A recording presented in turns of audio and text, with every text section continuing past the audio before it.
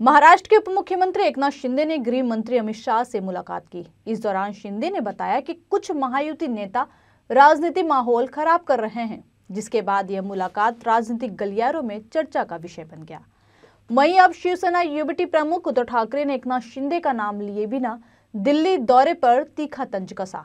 कहा, सत्ता पक्ष के नेता भी एक दूसरे के खिलाफ शिकायत करने दिल्ली जा रहे हैं।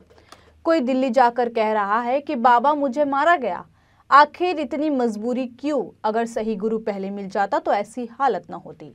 ठाकरे रेवड़ी संस्कृति पर भी कड़ा प्रहार किया। उनका कहना था कि आज की राजनीति में नाम तो बदला गया है, पर तरीका वही है। उद्धव ठाकरे के इन आरोपों से महाराष्ट्र की राजनीति में भूचाल आ गया।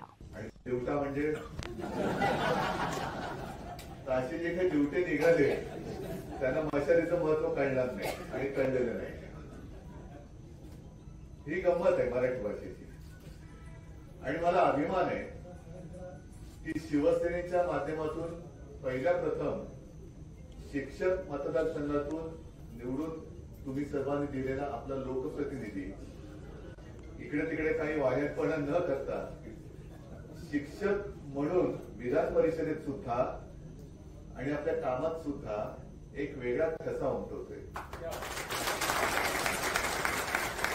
आणि तुम्ही म्हणाला ते खरं आहे आणि तसंच करा। तुमचा जो काही आमदारकीचा फंड आहे तो फक्त आणि फक्त शिक्षणासाठीच वापरा। बाकी आता काय मी पण आमदार आहे, सगळे आमदार खासदार आहेत, त्यांचे फळ विरोधी पक्षाचा आमदार किंवा खासदार म्हटल्यानंतर कशा त्यांच्या त्या मुठी आवडल्या जातात किंवा नाड्या आवडल्या जातात ते आपण वृत्तपत्रातून वाचतोय। आता तर कहर म्हणजे त्यांच्यातच आपापली नसा आवडण्यास सुरू झालेले आहे। आजच पेपरमध्ये पाहिलं असाल तुम्ही, एक कोणतरी गेले बाबा मला मारलं म्हणून दिल्लीला। ही लाचारी जी आहे ना, ही लाचारी का? तर ते चांगलं जर काही शिक्षक मिळालं असतं त्या वयामध्ये तरी परिस्थिती आली नसती। आणि गेल्या वेळेला मला वाटतं मी माझ्या आजोबांचं एक उदाहरण तुम्हाला दिलं होतं, कारण हे तुम्हाला सांगितलं पाहिजे, मागेही सांगितलं असेल की शिवसेना प्रमुखांना आणि माझ्या आजोबाला दोघांनाही शालेय शिक्षण पूर्ण नाही करता आलं। फी भरायला पैसे नाहीत म्हणून शाळा सोडावी लागली, पण शाळा सुटली तरी त्यांचं शिक्षण नाही थांबलं। कारण घरामध्ये संस्कार हा एक विषय असतो, तो घरामध्ये जास्त असतो। आपण मुलांना संस्कारित करतो, संस्कार देतो म्हणजे नेमकं काय करतो? आई वडील आपल्या मुलांना संस्कार देतात म्हणजे काय करतायत? ती काय वह्या पुस्तकं पाठी घेऊन नाही बसत, तर स्वतःच्या वागणुकीतून एक आपण कसे वागतो तशी आपली मुलं वागत असतात।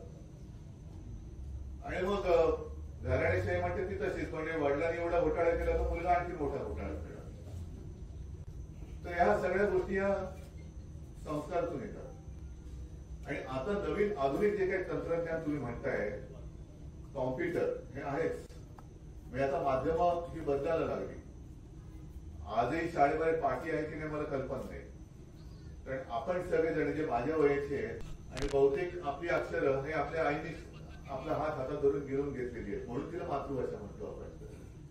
अ ई उ ए सगळे जे काय आहे हे सगळं तिकडे पाठीवरती गिरून आपण ही अक्षरं गिरवत मोठे झाले। तेव्हा कुठे कॉम्प्युटर होता?